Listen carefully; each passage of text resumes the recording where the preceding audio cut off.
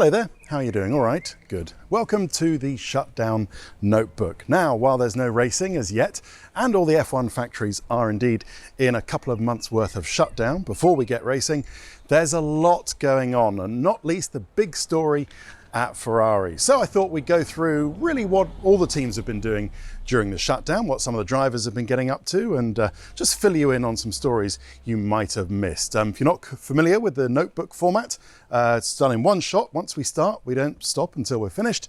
So look at it as kind of like the movie 1917, but with fewer edits. Right, where should we start? Well, perfect place here with a, Ferrari. It's not a Ferrari, it's a Fiat, but same thing, and it's red, and it's got the Italian flag on the side, because we have big news out of Italy, out of Maranello, this very morning, that Sebastian Vettel will not, after all, be staying with the team. The dream that he joined Ferrari to win a world championship with them will remain unfulfilled unless he goes back there in the future and wins the championship. Seems quite unlikely now that they've split in such a comprehensive way, and well, it's just it's unfortunate, it's sad, isn't it, on all sides. Sebastian left, just to remember, he won 4 world championships at Red Bull, left there after being beaten by Daniel Ricciardo, went to Ferrari and joined there with the intention of doing a Michael Schumacher and winning a world championship in red, and it just really didn't happen. But I've got the press release here, and there are some interesting lines in here which are worth exploring. So here we go. It's a quote from Mattia Binotto. This is a decision taken jointly by ourselves and Sebastian, so one which both parties feel is for the best. It was not an easy decision to reach, given Sebastian's worth as a driver and a person. He is, a key person in Ferrari up until last year, really. It was his team up until Charles Leclerc joined. It was Sebastian's team. But I think he realized very quickly, as Leclerc established a power base within Ferrari, both on a emotional, political and sporting level, that it wasn't Sebastian's team anymore. But apart from the common, there was no specific reason, says Binotto, that led to this decision, apart from the common and amicable belief that the time had come to go our separate ways in order to reach our respective objectives. That's a funny one, isn't it? I mean, I thought Sebastian's objective is to be world champion again.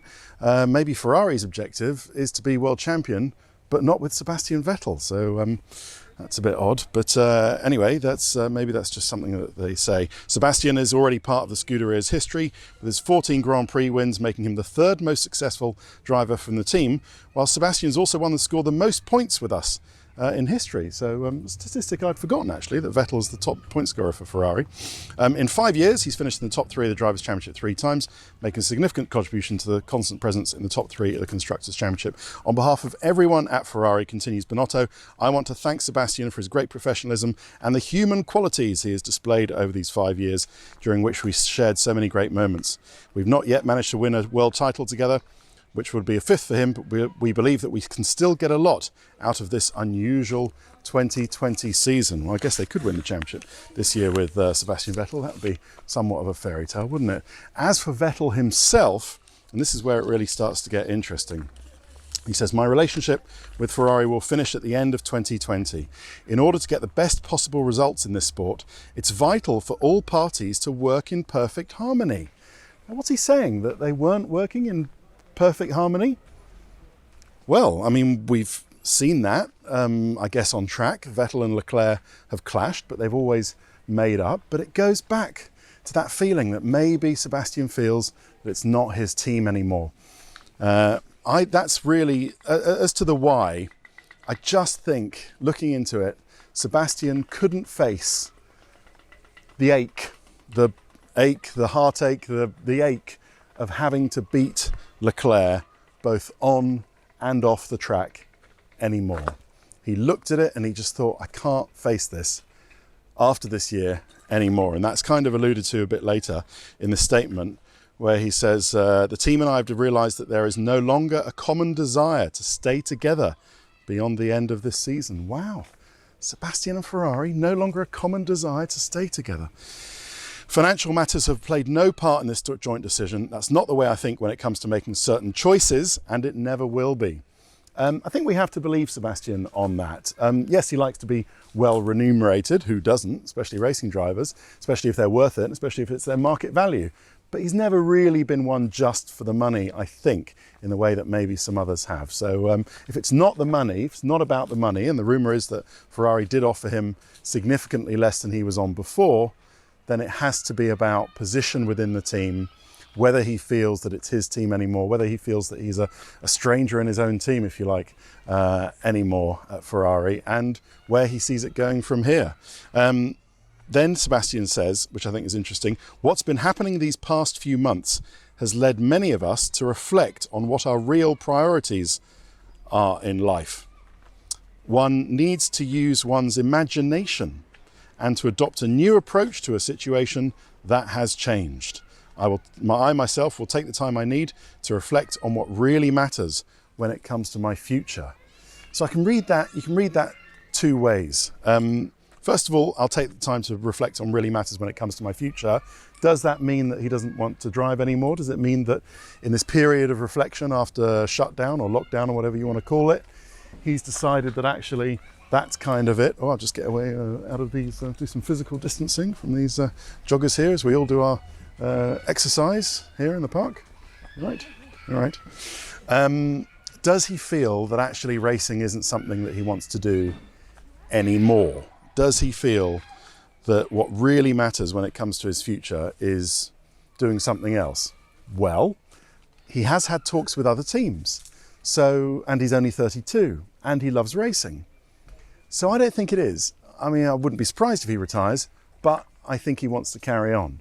But I like the line here where he says, I think it's important, where he says, one needs to use one's imagination and adopt a new approach to a situation that has changed. And I think that points to imagination. He's thinking about what might happen. I think that points to a move to another team, a team like McLaren. Now that seems to be the only place that he could go. So what will Seb do next? McLaren, okay, has he missed the more regimented style of a British team? Has he missed the more structured, clinical, maybe data-led, dispassionate nature of a British team? I think there's an argument to say that he has. Obviously, Ferrari's great strength is its emotion, but it can also be its weakness, that it's led by emotion sometimes and has to carry, you know, the emotion, the passion on its back, and has the sort of responsibility of that. Has that led sometimes for Sebastian not to have the clinical atmosphere around him that he enjoyed with Red Bull, with the firm guiding hand of Helmut Marko, very firm, of Helmut Marko and Christian Horner around him? Has he missed that really firm leadership of Marko and Horner? I think there's an argument to say that he has during the time he's been at Ferrari, not least because he's had three bosses at Ferrari, Marco Mattiacci and Stefano Domenicali, who he did his deal with 6 or 7 years ago, and then Maurizio Arrivabene. And when it was Arrivederci, Arrivabene, then it was Mattia Binotto who came along. So he hasn't really had a sort of solid boss all the time, has he? The same solid boss at Ferrari, and I think that's part of it. We've seen elements, haven't we, sometimes of Sebastian getting frustrated with the team. Do you remember in Belgium when the mechanics were going to drop the car off the jacks? He came on the radio sort of chiding the mechanics, which I don't think went down particularly well at the time. So that's another thing. I think Sebastian misses the regimented style of a British team, and why somewhere like McLaren with a Mercedes engine and run by Andreas Seidel, who's a fellow German, but someone he knows from his BMW Sauber days, when Seidel was a humble BMW engine engineer at that time at BMW Sauber. He might consider that McLaren is a good space to go, and not least, the McLaren actually might have somebody, might have a spot available, because what do Ferrari do next? So that's the question. That's the next question. What do Ferrari do? Well, the choices that Ferrari have got are, well, first of all, okay, the choices they've got are, it seems, Carlos Sainz, number 1, Daniel Ricciardo, number 2, and someone like Antonio Giovinazzi or Danny Kvyat as number 3. Now, why not Lewis Hamilton? because they could have had Hamilton already. And I think they've already made the decision not to have two number ones in that Ferrari team. Hamilton had their discussions with John Elkann over the winter, and then suddenly something changed and Ferrari started saying, no, we're restarting negotiations with Sebastian Vettel. So if Ferrari wanted to have Lewis, they could already have had Lewis alongside Leclerc after 2020. And I think they've decided not to. So if they've decided not to have two number ones in the team, the obvious decision, the obvious conclusion is that they want a number two. So do they want a number two that's completely pliant, a game number two, in which case Giovinazzi or Kvyat, who's an ex-Ferrari test driver, remember, would be the perfect person? Or do they want someone who's going to win races alongside Charles Leclerc and sort of get along with him, in which case Danny Ricciardo. Ricciardo's a difficult one because obviously Ricciardo, by his own admission, as he spoke to us on the Sky Vodcast, wants to go for the championship. So how would that fit in with being a plucky number two, perhaps, to Charles Leclerc? Not very well, you'd think. Carlos Sainz, he's also super competitive as well as super quick. He also speaks Italian. It is important, and obviously a Spanish speaker is important to Ferrari's other markets as well. So Sainz would also want to win races and to challenge Leclerc, but would he consider having only had one podium so far, that he would have a year or two on the sidelines supporting Leclerc when it really mattered most? So Leclerc, if Ferrari can get the car together, can go for the championship. So that's why I think seeing that Leclerc's partner is probably going to be Sainz. It might have already happened by now, and in which case it could be a Sainz-Vettel swap at McLaren. Unless Sebastian thinks that those it's time to reflect on what those real priorities in life are, means retirement. But there you go. That's, I think, the why is that the dream was unfilled. You know, the results didn't help with Sebastian. We can't get away from that as well. The mistakes and the fact that he was beaten. He was beaten by Leclerc last year. Didn't really help, and it just didn't work out in the end. But that was really the big news of the shutdown so far, and has enlivened the driver market that looked like it might not be doing anything if everybody stayed where they are. Right, let's move on to Mercedes, because lots been going on. And the world champion, Lewis Hamilton's been quite elusive up until recently, when we don't actually know where he is, where he went from after Melbourne. Did he go to the Far East? Did he go to California? From the looks of some of his social media stuff, it looks like American roads he's running down. He did post a picture from Venice Beach in California, in LA, about his sunglasses advert in front of a optician's, and saying Venice sunsets are the best. So I don't know. I wonder whether he's at his home in LA. But in any case, he did a video with Mercedes on their YouTube channel, where he talked about what he's been doing. He's been learning French, which is handy, because he lives in Monaco most of the time. And he's been concentrating on the mental side, as well as the physical side of his preparations for this season. This goes back to something he said after he won his sixth world title. Six? Yes. After sixth world title, after the US Grand Prix in Austin last year. Do you remember when he said that he'd battled with the mental side of being a top-line F1 driver and a sportsman, and that's something that he'd suffered with. I don't know whether he'd felt lonely or depressed. He didn't actually say that, but I think he's going to emerge from the shutdown in better shape mentally as well as physically, because he's been obviously training very hard, as well as growing quite the most fantastic blonde afro, which he looks great with. But he looks like he's going to be well prepared for the season as it gets going. As for Valtteri Bottas, he's in Finland. He's escaped Monaco and its quite restrictive shutdown laws, and he went north to Finland with his girlfriend Tiffany Cromwell, and she is a professional road cyclist from Australia. She's competed in World Cups, so she's really giving Valtteri a run for his money, going on 200-kilometre race cycle rides, and Valtteri's having to gamely keep up with Tiffany, who's much used to time in the saddle, it seems, than Valtteri, really putting him through his paces. But Mercedes did another video called A Deep Dive on their YouTube channel with Valtteri, an interview with him, where he said something interesting I hadn't heard before. He said that in testing, he was changing his driving style to be quicker or better in certain type of corners, to be quicker in races. and better on the tyres, I thought. And I wonder what this was, because he's always been quite good, Valtteri, hasn't he, in slow speed corners, in the sort of Abu Dhabi, Sochi track, Melbourne, he won there last year. So I wonder whether he means high speed, medium to high speed corners that maybe he feels he's lacked in the past. And that's something he's been concentrating on in the winter with his engineers and in testing to change his driving style in order to be quicker this year to try and beat Lewis Hamilton to the championship. So I thought that was an interesting line from Valtteri Bottas. We'll see how that goes in the season when it eventually gets going. As for the rest of the Ferrari team, the road car division is back working. So while all the teams are still shut down, they've got a 63-day shutdown, which effectively means 2 whole months plus a day, if there are 31 days in a month, which there aren't all of them, especially April, but you know what I mean. So after they got back from Australia around March the 20th, they all shut down, everything shut down, everyone was sent home. A lot of the UK teams were furloughed and to help with the financial crisis that's coming in Formula One. And 63 days later will be what? That will be the whole of May, whole of April, whole of May, and then first week of June they'll start from the shutdown. But the Ferrari road car division is back again working, but they're all donning masks and using the old physical social distancing. And Charles Leclerc has been possibly the star of the lockdown, doing lots of sim racing, winning a couple of races in esports, as they call it, wearing his glasses and his bandana and a banana suit as well. Just being pretty cool and showing people his character and getting on really well with Alex Albon and George Russell and Lando Norris. They've been the kind of four amigos, haven't they?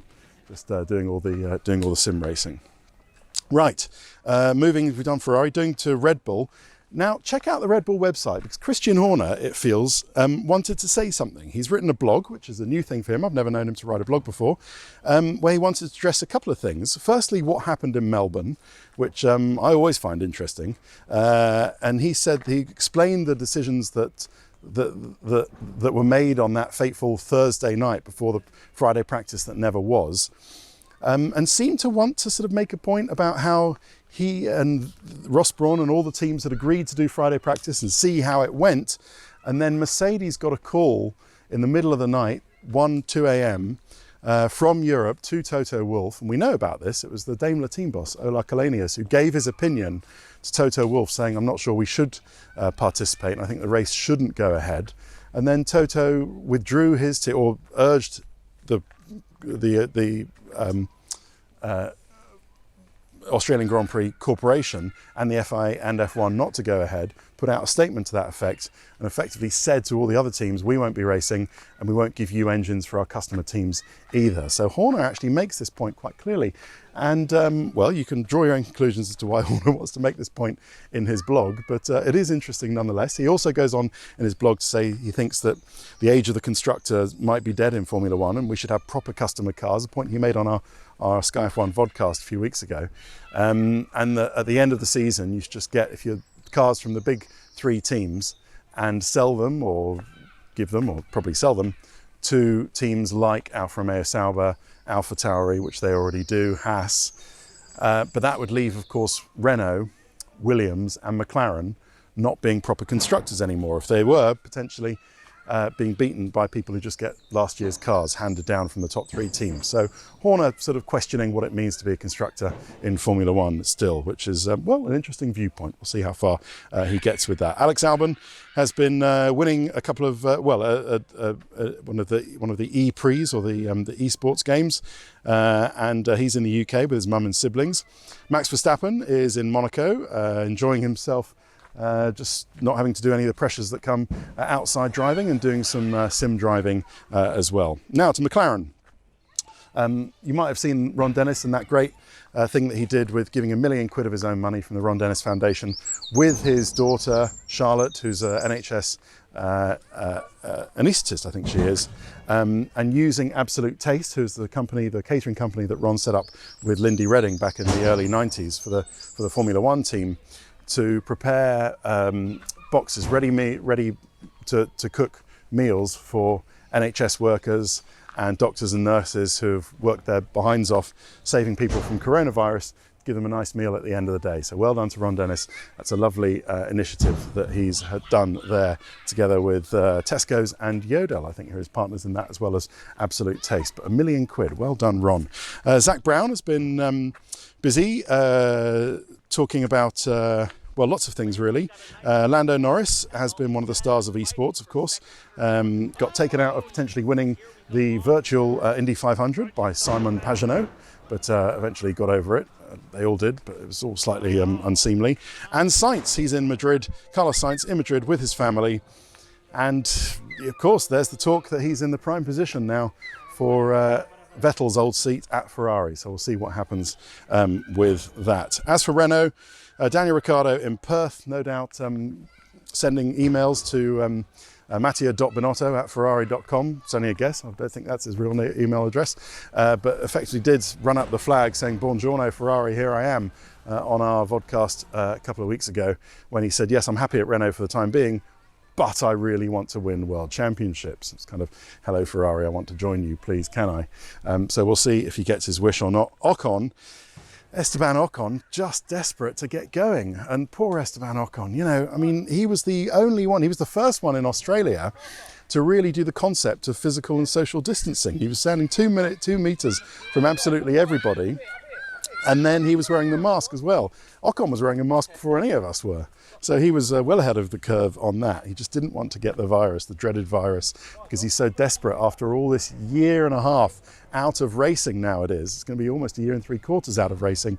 He's desperate to get going, is Esteban Ocon, and you can understand that. Cyril Abitbol on one of our podcasts as well said that he thought that driver salaries should be part of the budget cap as well, which I thought was interesting, given that he's having to part with quite a bit of wedge to get Daniel Ricciardo this year and last. But anyway, AlphaTauri. Now, who is the team boss who is most missing racing? Well, I can tell you, it's Franz Tost. He lives to go racing. He's an absolute racer.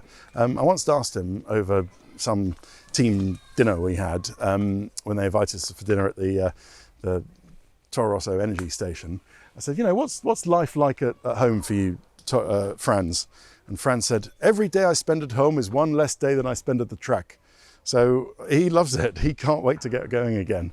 Old Franz, he's a proper racer. He doesn't like all of this home time, so he really can't wait to get going again. As for Danny Kvyat, he is in Monaco on his own, learning guitar, but keen to get going as well. And Pierre Gasly stuck in Dubai with his trainer, also doing some karting. But I was thinking about Kvyat the other day, and he's got a really important season coming up, because he's towards the end of last year, he was well beaten by Pierre Gasly, not least because Gasly got that podium in Brazil, and because Kvyat had some unfortunate reliability problems as well. But in the first half of that Toro Rosso season last year, Kvyat had the better of Alex Albon.